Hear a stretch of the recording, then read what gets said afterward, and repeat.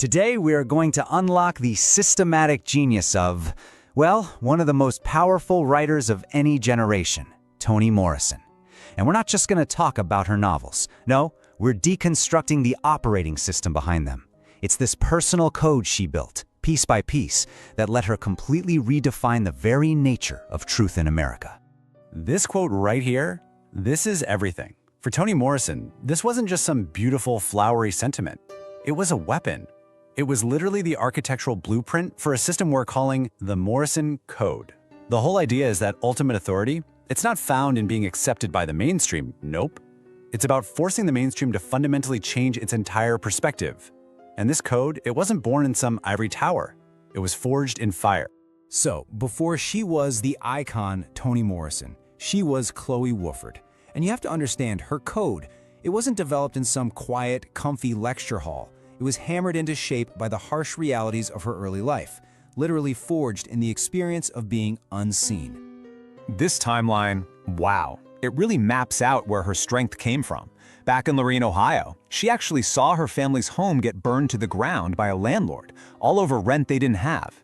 But in the face of that absolute horror, she saw her father laugh. Now, not from cruelty, but from this place of profound, unshakable internal power. He knew his dignity, his worth. That was the one thing the fire couldn't touch. And that became a foundational lesson for her. Then later, as an editor in the 1960s, she was this brilliant but invisible, hand-shaping the voices of Black legends like Angela Davis and Muhammad Ali, yet she herself remained professionally unseen. And get this, she's doing all of this while raising two sons alone, commuting and writing her first masterpiece, The Bluest Eye, in those stolen pre-dawn moments. You see? Each one of these events was a test, a crucible that forced her to build a source of validation entirely from within, because the outside world, it consistently offered her none. Okay, so this chart really breaks down the core conflict she had to solve. On one side, you've got the master narrative, the world's limiting labels, that constant suffocating pressure of the white gaze that she had to consciously unlearn, and just this crushing institutional silence that made her invisible. But on the other side, she cultivated what our source here calls ancestral logic. This was her internal, unshakable truth, a language that doesn't lie, passed down through stories and spirit. See, she didn't just endure the master narrative, she built an internal fortress of sovereignty to withstand it. She understood that the publishing house was just an office, but her own truth, that was permanent. So out of all that friction, a real formal philosophy started to take shape. Let's break down the three core principles that form the foundation of the Morrison Code. This is really where her personal struggle becomes a universal strategy. All right, first up is linguistic sovereignty. And this is radical. The core idea is that the moment you start explaining your experience to those who hold power over you, the second you translate your reality for their comfort, you've already lost, you've given up your authority. So Morrison adopted this simple, powerful rule, write as if you have no master. What does that mean? It means no footnotes for the uninitiated, no simplifying complex cultural truths, no building a bridge to make the majority feel comfortable. No, you write from the absolute center of your own world and you let everyone else do the work to catch up. And that leads us right into the second pillar, unapologetic particularity. The literary establishment has always been chasing the universal. But Morrison knew that universal was often just code for white, male, or safe. Her strategy was the complete opposite. She would dive deeper and deeper and deeper into the specific. A specific girl's desire for blue eyes, a specific ghost haunting a specific family, a specific town's buried trauma. She believed that if you render a truth with enough painful, beautiful, and undeniable detail, it doesn't need to ask for universality. It achieves a more profound, more resonant form of it all on its own terms. The specific becomes eternal. And the final pillar is moral anatomy. Now this transformed her entire creative process.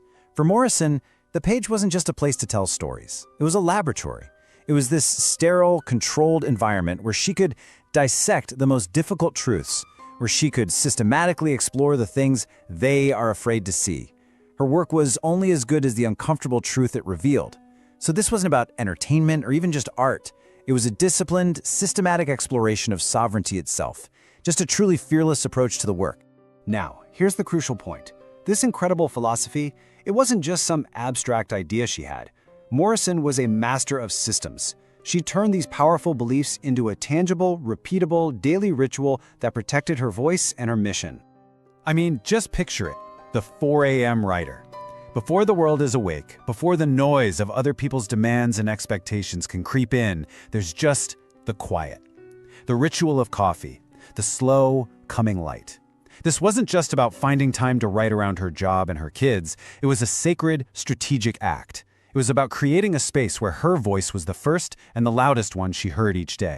So this was her system, what the source material calls pre-dawn iteration. It's simple. Step 1, wake up at 4.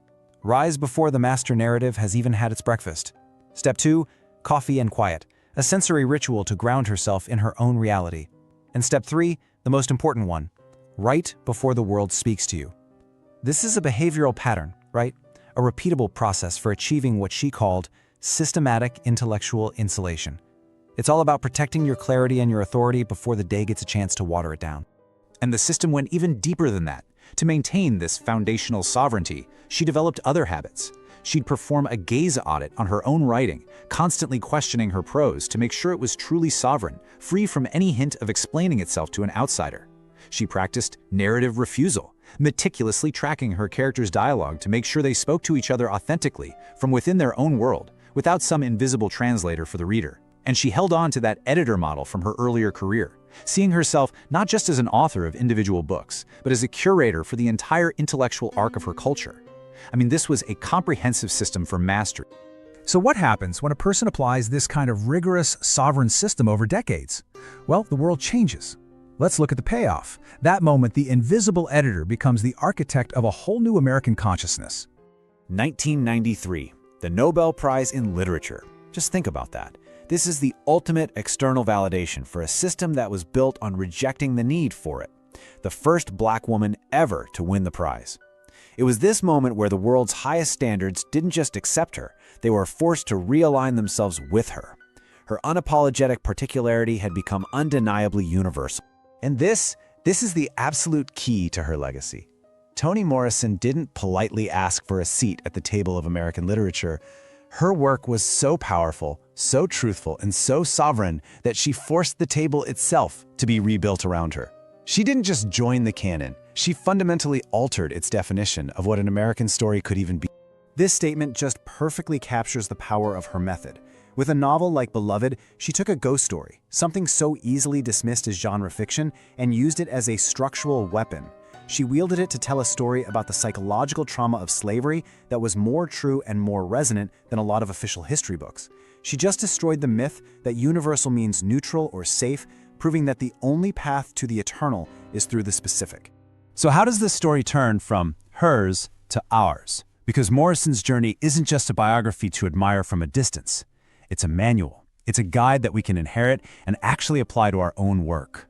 Look, if you have ever felt untranslated by the world, like your true self is being marginalized or watered down to fit in, then this code is for you.